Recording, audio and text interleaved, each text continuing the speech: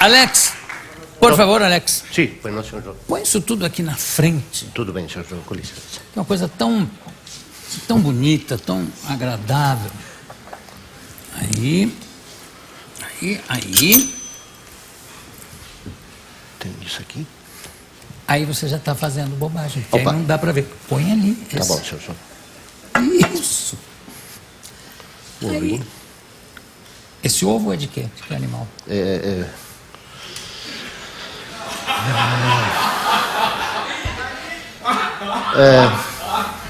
de quê? Não sei, senhor João. É de gambá. Gambá põe ovo? Não. É de urubu. Olha, que horror. Tá aqui, senhor João. Eu acho que esse aí pode ficar aqui. Tudo bem. Com licença. Tá fechado? Tá, isso aqui. Não, tá fechado. Não. Tira ele daqui, por favor. Põe a mão. Não. Ele já ia enfiar a mão. Eu estou perguntando porque isso aqui é um escorpião. Parece que é dos mais venenosos. É pequenininho. Filha da dele. Eu vou até perguntar para o meu próximo convidado como é que se faz isso. Porque uma vez eu fiz uma matéria aqui no Butantã, onde eu vi uma série de cobras, claro, e tinha lá muitos escorpiões também. Mas vou falar de tudo isso com o meu próximo convidado, que trouxe bichos perigosíssimos aqui. Espero que, a não ser o escorpião, que me parece vivo, os outros mortos. É o Randy Baldresca.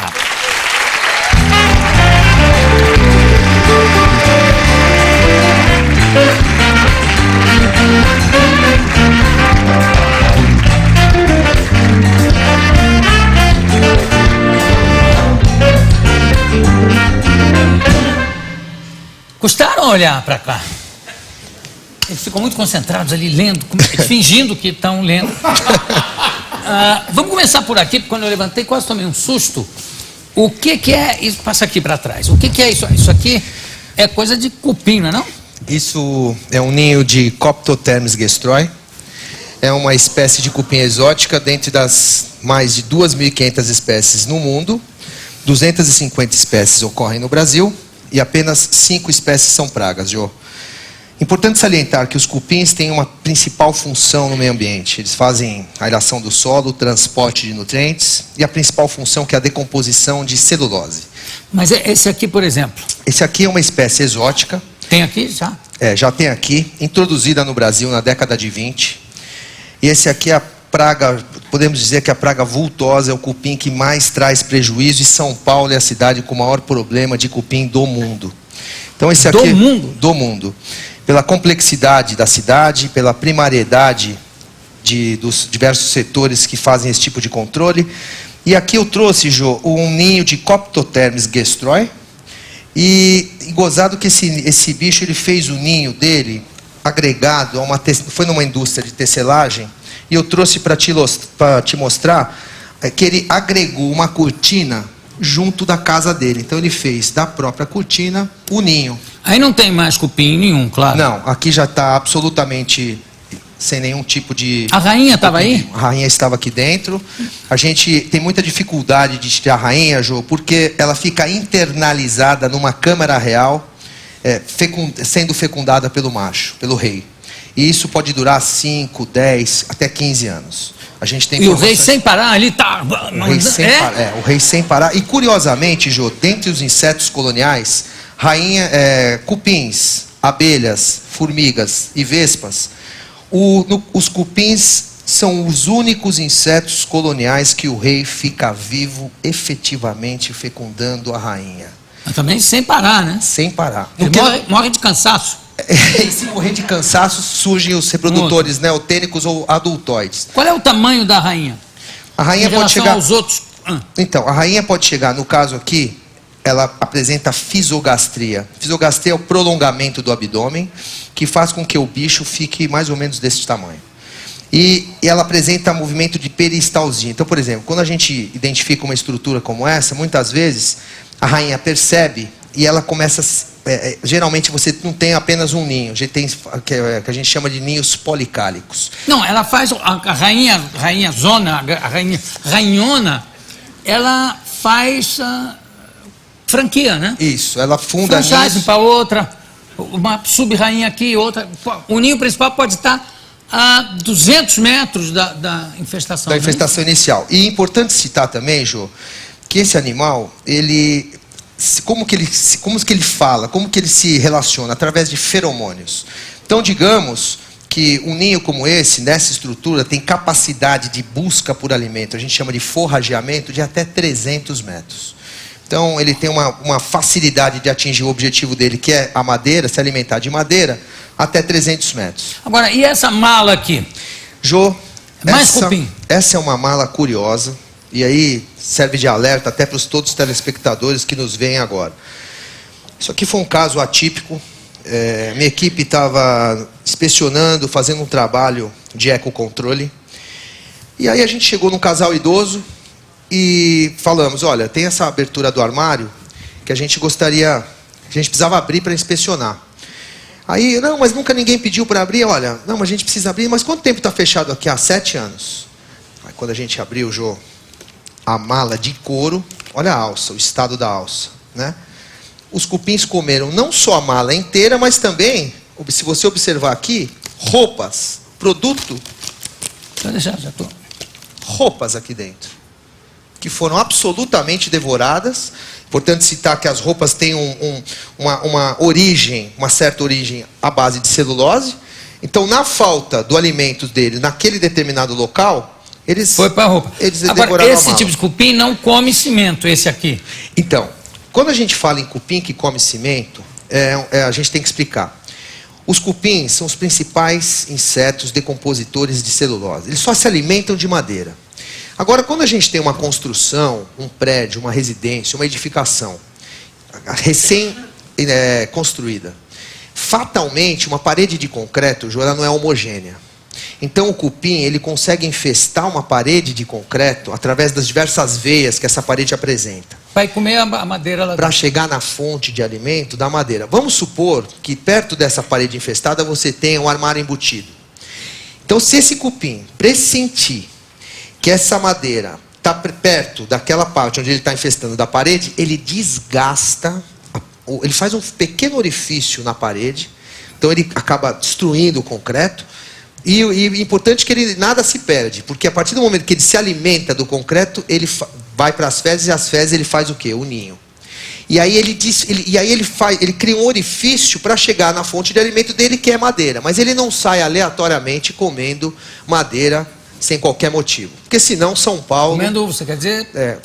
Concreto. Concreto. Vamos sentar ali, por favor. Eu sei que é um bichinho... E pelo que eu sei também, se eles querem, em busca de alimento, se tem algum tipo de veneno no caminho, tem uma turma meio kamikaze, meio suicida, que para formar uma ponte por cima do veneno... e para os outros soldados poderem passar, né? E o soldado, o cupim, tem só dente, praticamente. Na verdade é assim, Jô, vamos por partes. Vamos supor que a gente não consiga encontrar aquela estrutura original que é o ninho na edificação. Então, o que acontece? Nós temos que fazer um trabalho químico e todos os cupins são insetos, como já dissemos, coloniais. Então, eles são organizados em sociedade. A gente tem os operários, os soldados e os reprodutores. A função dos operários é buscar alimento, construir o ninho e fazer toda a alimentação da prole, dos diversos indivíduos que formam a colônia. A função dos soldados é dar auxílio para os operários enquanto esses trabalham. E os siriris são os famigerados aleluias, aqueles bichinhos da luz, que quando São Paulo entra na época da primavera, eles passam a ser liberados do ninho. E a função dos reprodutores, aqueles aleluias, você já deve ter visto, que São Paulo quando está quente, aqueles bichinhos que voltam da luz... morrem, perde as asas. Eles são, a origem, eles servem para fundar novos ninhos, apenas. Mas esse não é o mais perigoso, é o novo, porque quando ele cai ali, morre, está ainda vivo, mas enfim, sem asa, é mais fácil de eliminar, né? Não, porque assim, como que se formou aquele ninho nessa mala que nós vimos? Um casalzinho... perdeu a asa, e quando tem liberação de reprodutores do ninho, você tem em proporção igual machos e fêmeas. Então, um macho pareia com a fêmea, entrou no armário embutido, perdeu a asa e imediatamente iniciou a fecundação. Sim, mas eu digo, é mais fácil pegar ele nesse início, quando você vê aquele pó de madeira, né? Isso. Do que daquele cupim de terra que já vem, né? E a prevenção, nesse caso, a gente tem que fazer o ecocontrole. Só uma coisa, se no caso a gente não consegue achar a estrutura do cupim, Jô, a gente tem que fazer o trabalho químico. Agora, o mais curioso é isso que eu vou dizer agora.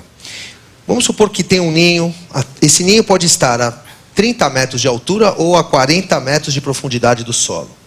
Então, através do trabalho químico, operários vão se alimentar daquela madeira tratada e por trofalaxia, troca de alimento bucal. Vamos traduzir. Trofalaxia, os cupins não conseguem se alimentar sozinhos. Quem faz a alimentação de todas as castas são os operários. Aí a gente tem uma mortalidade, vamos supor que a gente tem um raio de mortalidade ali, morreram 1.000, 2.000, 3.000 cupins. Os operários, por feromônios, feromônio é a substância química que marca a língua dos animais. Eles vêm e avisam o casal real. Rainha, rainha, estão querendo te matar. A rainha solta um aviso através de feromônio e aquele raio de cupim que está se alimentando naquele lugar tratado, eles recuam e vão buscar alimento em outros locais. Pelo que eu ouvi dizer, o cupim soldado, que é só dente praticamente, tem uns cupins encarregados de fazer a limpeza da boca desse cupim. Os operários fazem essa limpeza e na verdade não são dentes, são mandíbulas, né? Tá. Que eles têm. E assim, o operário que faz esse tipo de serviço. O soldado, ele tem apenas uma arma, como se fosse, ele tem a armadurinha e uma arma na ponta, como se fosse uma protuberância que serve justamente para ele atacar. São como se fossem duas garrinhas. Olha só, tem tanto bicho nojento aqui pra gente mostrar.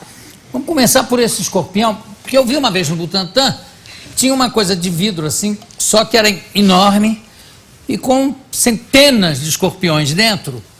E era um professor alemão que tinha lá, famoso, não me lembro o nome dele, e que de vez em quando eles chamavam um assessor e dizia assim: Maneco, traz a pá.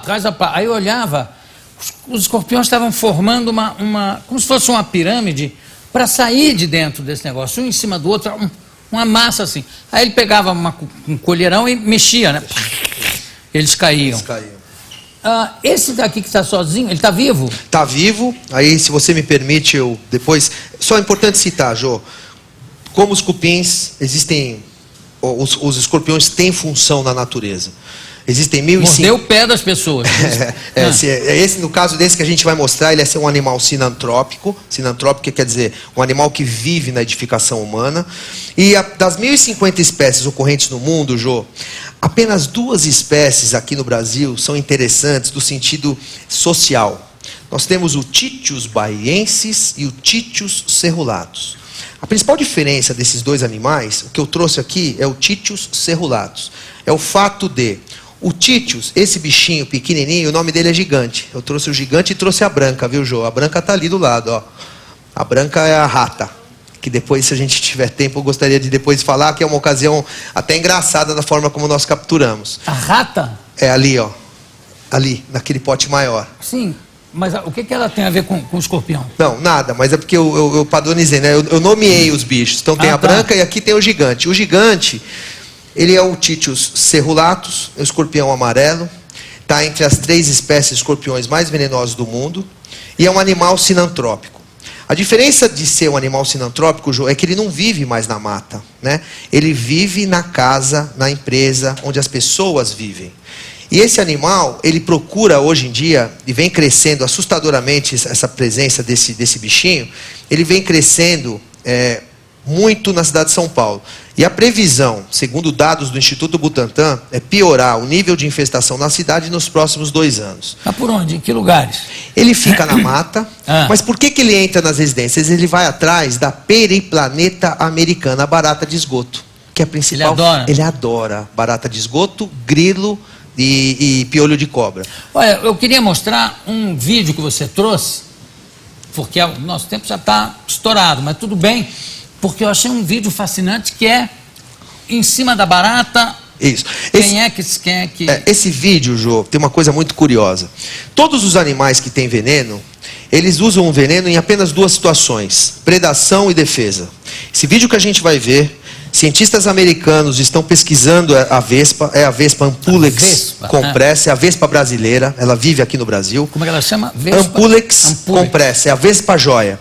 E o mais curioso, Jô, é assim: essa vespa, além de ela utilizar o veneno na defesa e na predação, ela está utilizando o veneno na reprodução. Vamos ver o vídeo para a gente não adiantar. Ó, nesse momento, e a barata é um animal mais forte. Nesse momento ela está injetando uma concentração de substâncias que está fazendo com que a barata perca todos os sentidos. Dentre essas substâncias está a dopamina, que é o hormônio responsável em causar para nós a sensação de prazer. E o mais incrível é que ela está observando a quantidade de veneno, de substância que ela introduziu, para ver se a barata, porque ela não pode nem morrer e nem se mexer, se locomover para não fugir. Agora, ó, a barata é o barato da barata. É o barato da barata. E agora a gente pode perceber, ó, ela está puxando a barata, porque ao mesmo tempo que ela injeta essa substância na barata, ela faz uma cova para levar a barata viva, com a finalidade de introduzir e deixar a larva, a pupa da vespa no corpinho da barata. Porque, como no filme Aliens,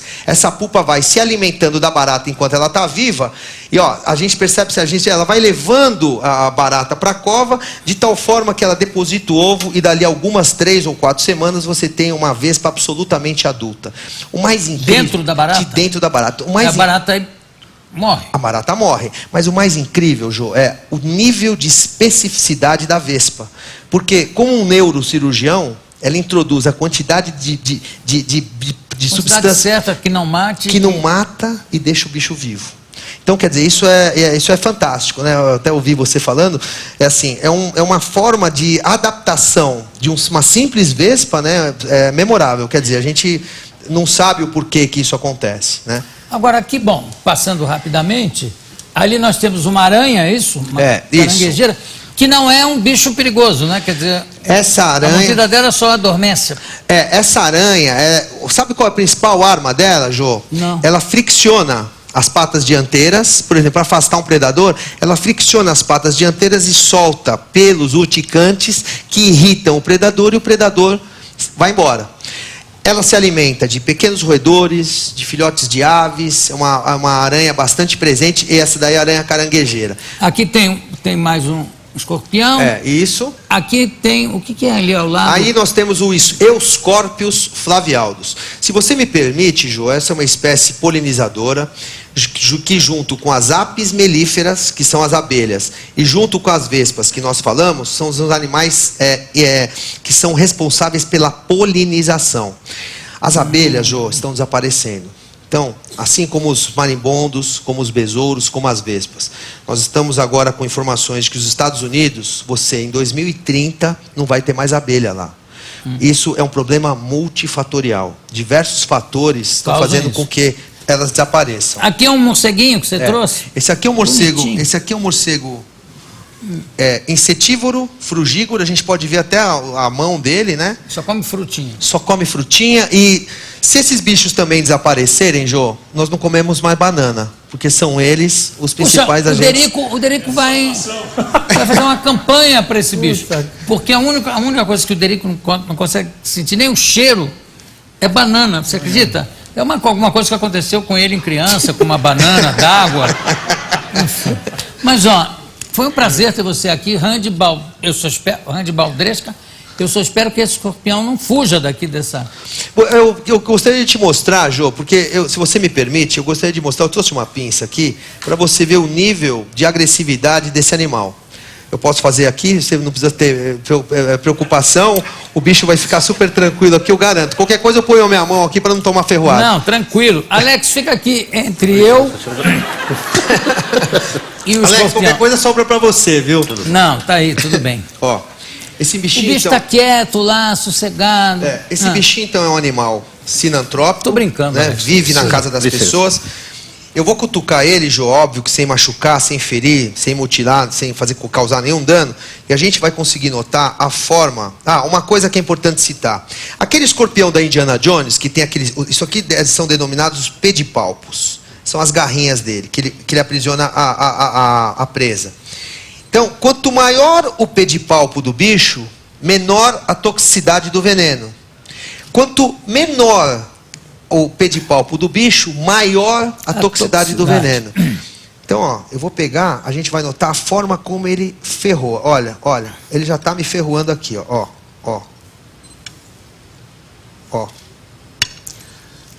Olha. Já vi. Então... Tá bom. Ô, Jô, e tem que tomar cuidado, por quê? Por ser um animal sinantrópico, ele procura abrigo dentro do chinelo, no meio da roupa de cama. E isso, uma ferroada desse bichinho, Jô, se for numa criança de até 1 ano de idade, mata. Você sabe que E tem uma coisa também, eu vi pegar no escorpião, e acho que ele foi lá no Butantan também, pega no escorpião de um jeito que a ferroada dele bata na unha. E aí não entra. Que curioso. O pesquisador fazendo isso? Não tem força suficiente. Vou tentar fazer, Jô. Não faça isso. Não faça isso. E também, o professor me contou que, não sei se é na Arábia Saudita, eu sei que no deserto tem um jeito que é matador, especialista em matar escorpião.